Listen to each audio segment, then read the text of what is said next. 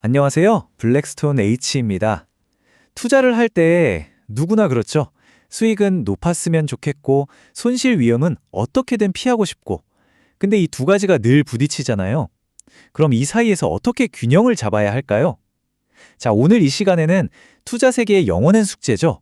바로 위험 관리의 핵심 전략들을 한번 제대로 파헤쳐 보겠습니다. 자, 오늘 우리가 살펴볼 내용인데요. 먼저 투자의 근본적인 딜레마, 위험이 대체 뭔지부터 시작해서요. 그 위험을 줄이는 마법 같은 방법, 분산 투자에 대해 알아보고 더 나아가서 아예 시장을 예측하려는 마켓 타이밍이라는 것도 살펴볼 겁니다. 그리고 이 타이밍 능력을 어떻게 증명하는지, 마지막으로 여러분의 선택은 무엇이 되어야 할지 이 순서대로 한번 가보시죠. 네, 첫 번째 주제입니다. 투자의 영원한 딜레마, 위험. 우리가 투자의 세계에 딱 발을 들이는 순간 가장 먼저 마주하게 되는 근본적인 고민. 그게 바로 위험이죠. 높은 수익, 그리고 낮은 위험, 이거 동시에 잡을 수 없을까요? 정말 모든 투자자들의 꿈 같은 이야기인데 과연 이게 가능할까요? 바로 이 질문에서부터 오늘 이야기를 한번 시작해보죠. 자, 그렇다면 이 위험이라는 녀석 우리가 어떻게 다뤄야 할까요? 그 첫 번째이자 어쩌면 가장 강력한 무기라고 할 수 있는 분산 투자, 그 원리부터 한번 살펴보겠습니다. 위험이라고 해서 다 똑같은 위험이 아니에요. 크게 두 종류로 나눌 수 있는데 먼저 고유 위험이 있습니다. 이건 말 그대로 특정 기업 하나에만 있는 문제예요.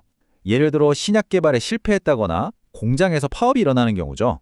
이건 여러 회사에 나눠 투자하면 어느 정도 관리가 가능해요. 하지만 시장 위험은 다릅니다.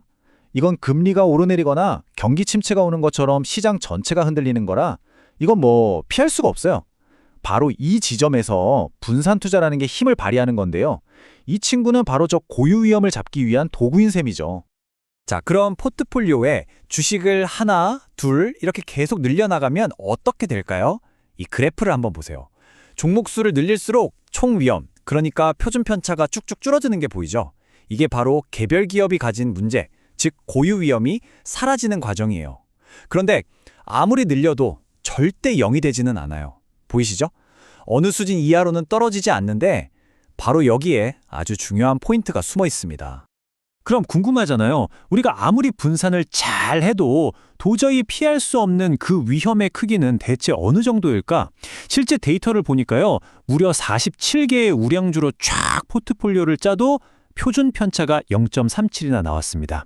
바로 이 숫자, 이게 우리가 좋든 싫든 감수해야만 하는 시장 위험의 맨 얼굴인 겁니다. 자, 분산 투자라는 좋은 무기가 있는데도 시장 위험 앞에서는 한계를 보이네요. 그럼 투자자는 여기서 뭘 더 할 수 있을까요? 여기서부터는요, 훨씬 더 대담하고 어떻게 보면 공격적인 전략을 한번 들여다볼 겁니다. 바로 마켓 타이밍이라는 거죠. 이런 질문이 자연스럽게 나오죠. 아니, 분산 투자가 개별 기업 문제는 막아준다 쳐도 시장 전체가 와르르 무너지면 어떡해요? 그냥 폭락하기 전에 싹 팔고 다시 오를 것 같을 때 사면 안 되나요? 와, 정말 솔깃한 생각이죠? 바로 이게 마켓 타이밍의 핵심 아이디어입니다. 그러니까 마켓 타이밍이라는 건 그냥 가만히 위험을 줄이는 게 아니라 시장이 언제 오르고 언제 내릴지를 예측해서 아주 적극적으로 자산을 넣었다 뺐다 하는 전략을 말하는 겁니다. 그냥 묵묵히 위험을 줄이는 분산 투자랑은 결이 완전히 다른 그런 접근 방식인 거죠. 근데 여기서 진짜 중요한 질문이 하나 생깁니다. 만약 어떤 사람이 시장 예측에 기가 막히게 성공했어요. 그럼 그게 진짜 실력일까요? 아니면 그냥 운이 좋았던 걸까요? 이걸 어떻게 증명할 수 있을까요? 자, 전문가들은 이 실력과 운을 어떻게 구분해내는지 그 방법을 한번 들여다보겠습니다. 이게 정말 핵심적인 질문이에요. 어떤 펀드 매니저가 폭락장을 기가 막히게 피했어요. 와, 대단하다 싶겠지만 그게 진짜 실력일까요? 아니면 그냥 찍었는데 맞은 걸까요? 이걸 어떻게 객관적으로 알 수 있을까요?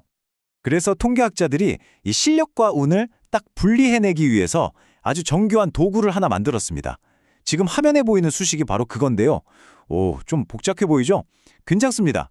겉보기엔 이래도 그 아이디어 자체는 생각보다 간단해요. 이게 바로 트레이너 마주의 모형이라는 겁니다. 자, 이 수식을 한번 해부해 볼까요? 첫 번째, 기본부터 볼게요. 여기 A, 알파라고 부르죠.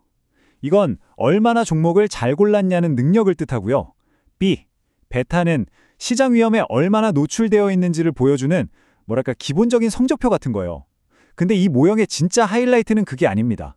바로 저기 끝에 붙어 있는 C 계수, 신의 영역이라고 불리는 이 마켓 타이밍 능력을 딱 잡아내는 열쇠가 바로 저기에 숨어 있거든요. 결국 핵심은 이 C 값입니다. 수많은 펀드 매니저들의 성과를 분석했을 때 이게 진짜 실력인지 운인지를 가르는 결정적인 증거가 바로 이 C 계수라는 거죠.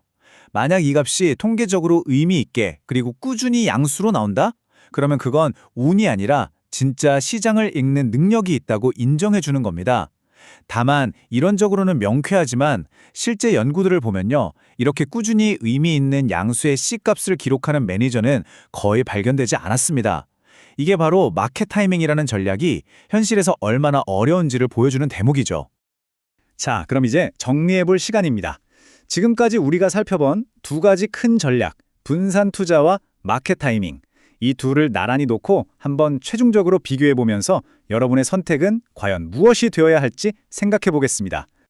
이 표 하나가 모든 걸 딱 요약해주네요. 보세요.